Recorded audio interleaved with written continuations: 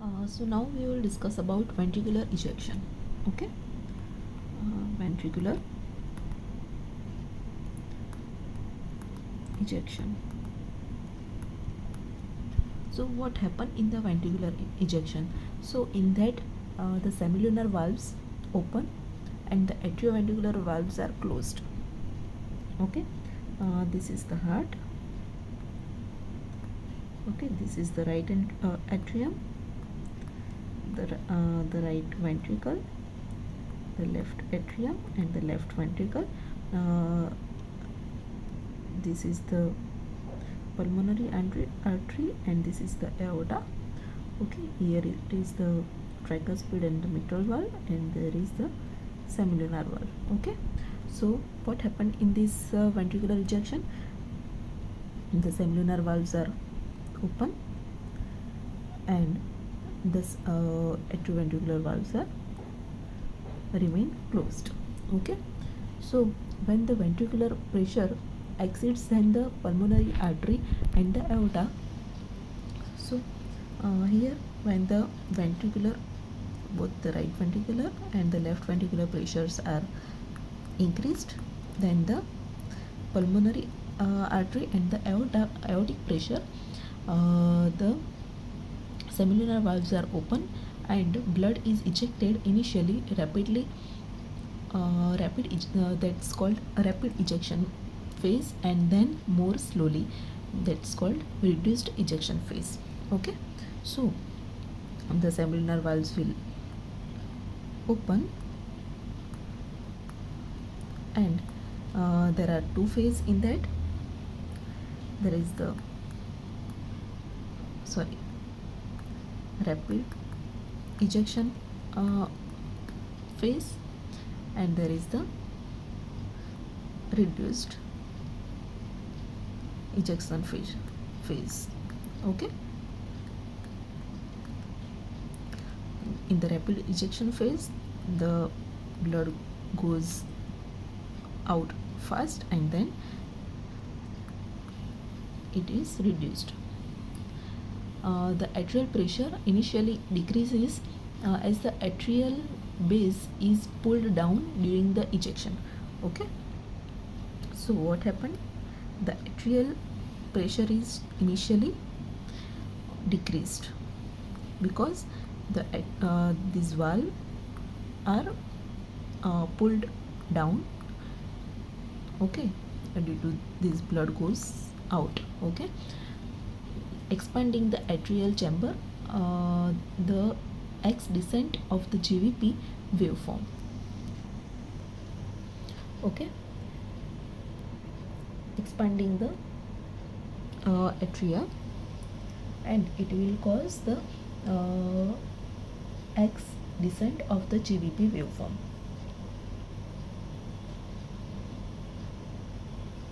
The atria is expanding and it will cause X descent. Okay, there is the A, then C wave will form. I forgot to mention that the C wave, it is formed in the isovolumetric contraction. This is the A, this is the C. Okay, so increasing the pressure makes the atrioventricular valves bulge into the atria. In the isovolumetric contraction, the due to increased pressure in the both the ventricles, these atrioventricular valves bulged into the atria, and it will cause the C wave in the GVP, causing a small atrial pressure wave. Okay, this is small atrial pressure wave will form in the GVP, and it's the C wave. Okay, now in the ventricular ejection, there is the X descent. Okay, this is due to the atrioventricular valves are pulled down. Okay, so this descent is formed. Okay, this is called X descent. Okay, atrial filling begins in the rapid ejection phase. The the atrial filling it is begins. Okay,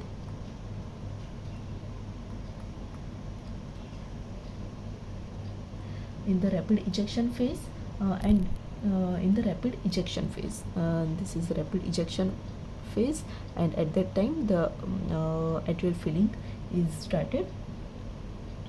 Okay, and continuous during the reduced ejection phase, and it is also continuous during the reduced ejection phase. Okay, and atrial pressure begins to rise, and the atrial pressure is begins to rise. Okay,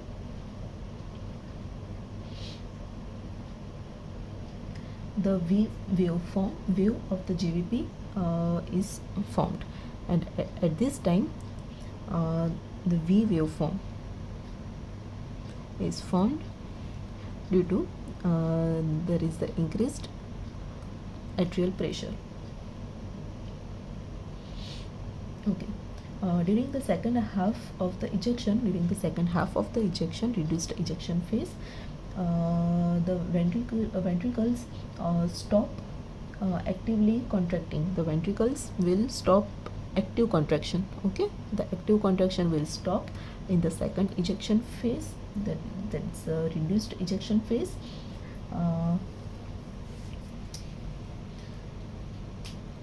And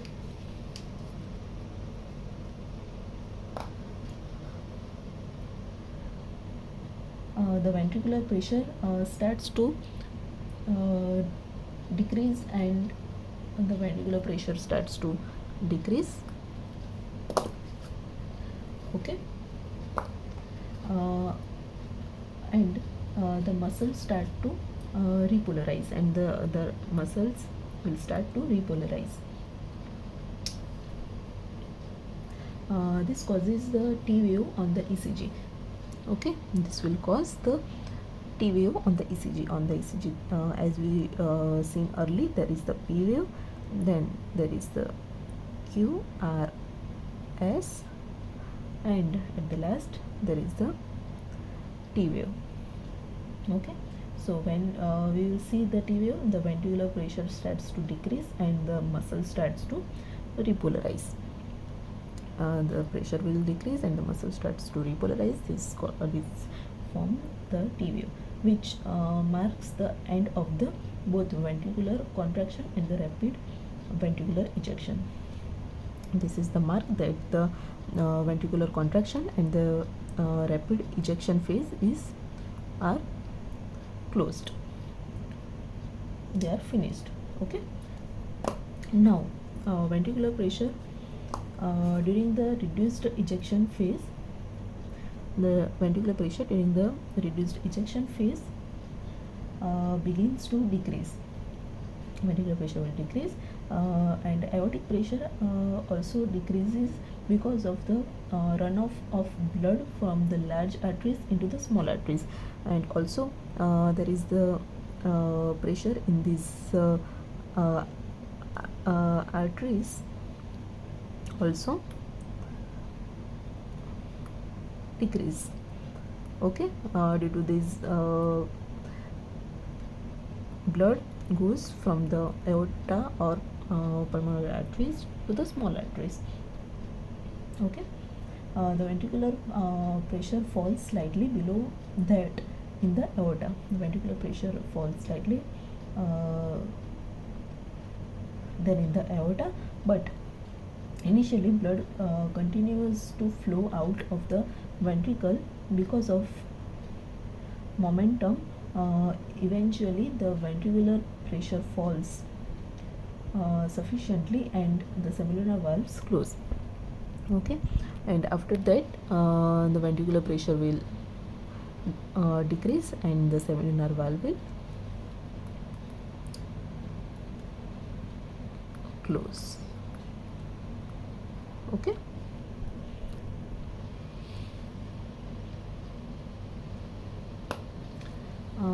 then closure of the semilunar valve causes a small increase in the aortic pressure. Okay, This closure of the semilunar valve will cause the small increase in the aortic pressure. Okay, that will cause small increase in the aortic pressure.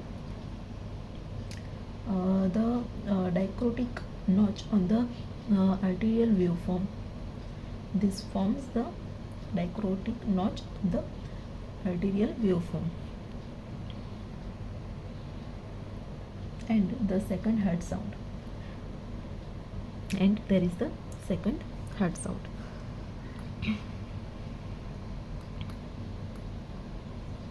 It is due to the closure of the semilunar valve, and there is the increased pressure in the aorta.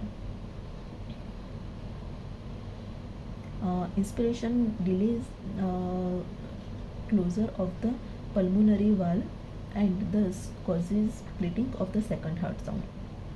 And due to inspiration, when the pulmonary valve closure will delay. So during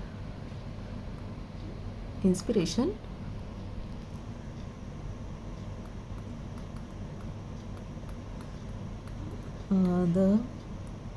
we can see the splitting of the second heart sound. Okay. Then the amount of the blood ejected in the stroke volume, stroke volume and is usually about 70 ml. Okay, amount of blood ejected is stroke volume. Okay, this is the blood which is coming out, and it is the stroke volume. Okay, and it is how much it is? So it is the 70 ml, and therefore about 50 ml is left. Okay, from this 50 ml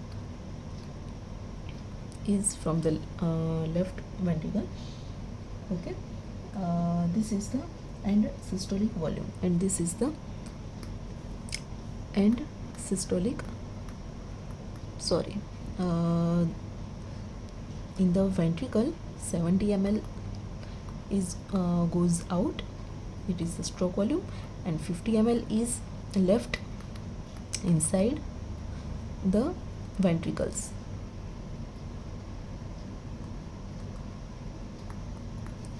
Okay, so it is the end systolic volume, because as we seen early, there is the 120 to 150.